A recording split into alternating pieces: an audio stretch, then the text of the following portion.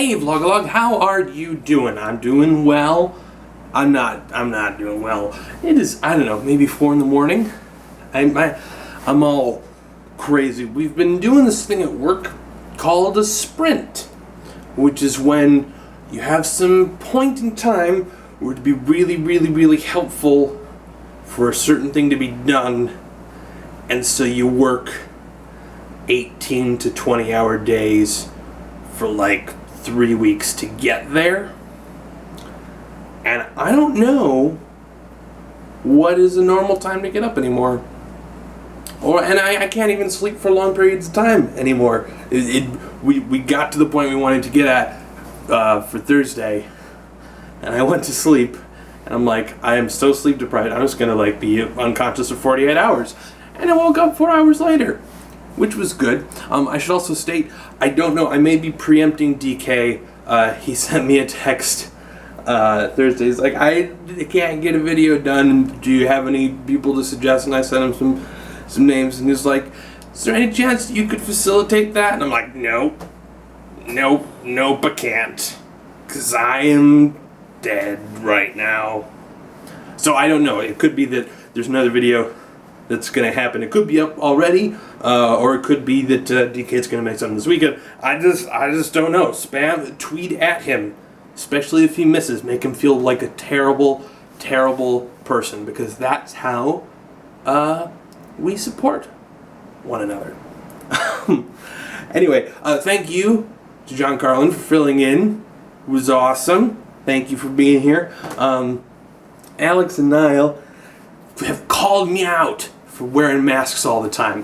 One thing I would like to point out, that I have met both of them in person, and they speak differently on camera than they do in person, and that is a form of a mask. I think what I was really trying to get at, though, with the idea of having particular masks in circles, is that a circle is kind of like a separate little social hierarchical ecosystem, right? So, you know, when I was in high school, and I would go over to the chess club, I was the incompetent idiot who didn't understand anything, and I was like just the noob. That was my role. It was just the noob.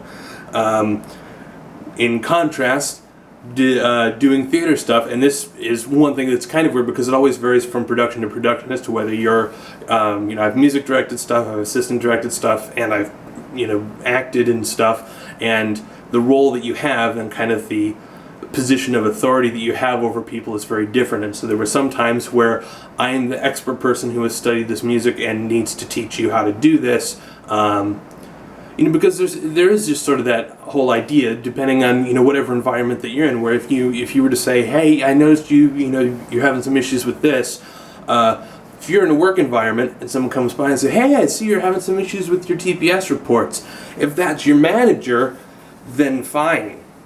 If that's your intern, then it's like, you're fired. What the hell is your problem? And if it's your coworker, then it's, I don't like that guy. I'm not portraying good examples, but yeah. But then it's also just a matter of, within those circles, oftentimes those are centered around particular fields of interest, and a lot of the examples that everyone else kind of stated was more, tended to lean more toward either geographical locations or age locations or things like that. But a lot of times, like, my work colleagues, I might be like, hey, look at this article about Jekyll release 2.0. Awesome. I wouldn't say that to my theater friends. And so, when you're catching up, when you have two people from individual circles and you're like, oh, hey, did you see that? I'm excluding you by accident because you have no idea what we over here are talking about. It's Alex's idea of that whole Venn diagram thing, but it's not that you're the center of the Venn diagram and you don't encompass, you're at the intersection of all of those circles. But at the same time, you don't want to restrict yourself to, I'm only going to know as much about music as techies, as computer people do, and I'm only going to know as much about computers as musicians do, because then you're just a boring, don't know a lot of things person. And if there's one bit of advice that I would like to give you is don't be a boring, don't know a lot of things person. Because you'll be bored. Okay, so let's move on to the next topic.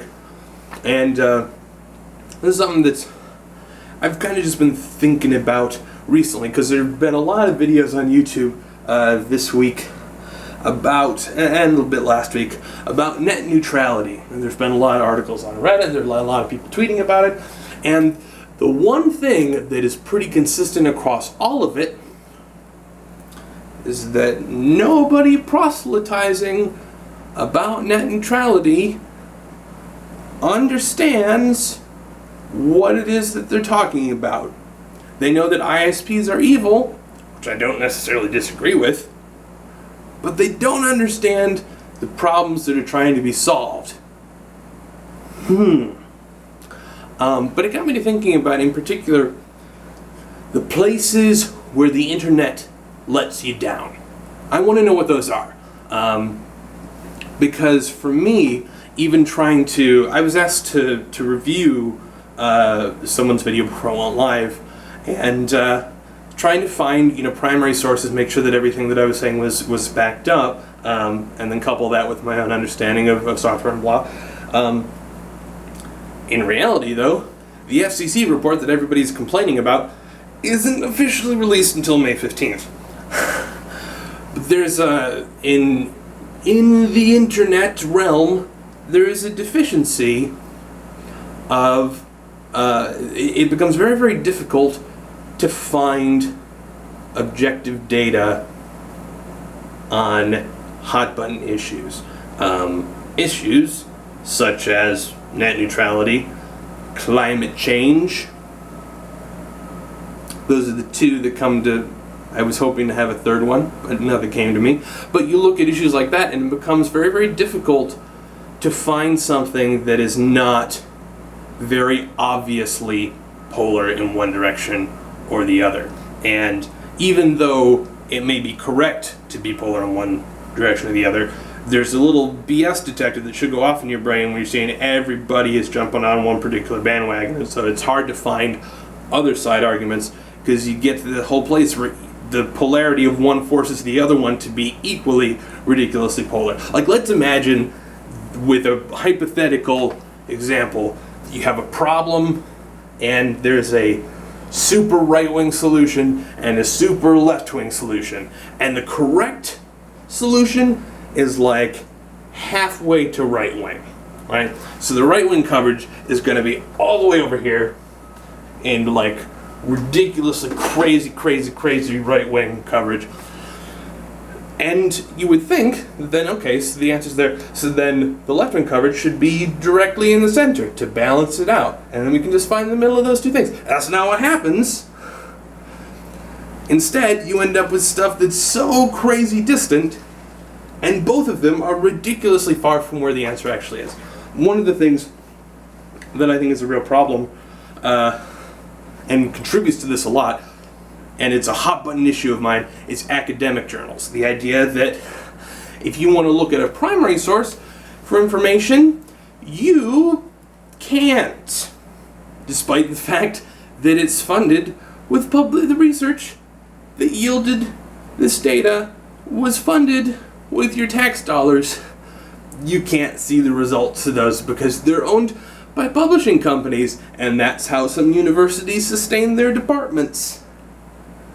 Which is just disgusting. And what you end up seeing then is you read an article about scientists have discovered blah blah blah, or fat people tend to own stereos, and you want to go, did they just look at a sample of people in Kentucky, or did they look at the world? And you can't find that out, because not only is the primary source not available, but the author of the article didn't even write it based off of the primary source. They wrote it off of a press release that says, oh yeah, and the data is available if you were to go and pay some huge publishing company things. It's one of the things that I think is a big problem with the internet, is that we're so big on retweeting and rehashing and repackaging content, and yet you can't find so much of the primary data that all of that stuff is based on. Anyway, I'm going to wrap it up, but let me know, what are the places where you feel that the internet lets you down, or it has deficiencies, or could be better? Because I think the ways that we make the internet better is by realizing quite what it is that we would like to improve. So I'm looking forward to seeing your responses, and I will see you guys next week. Bye.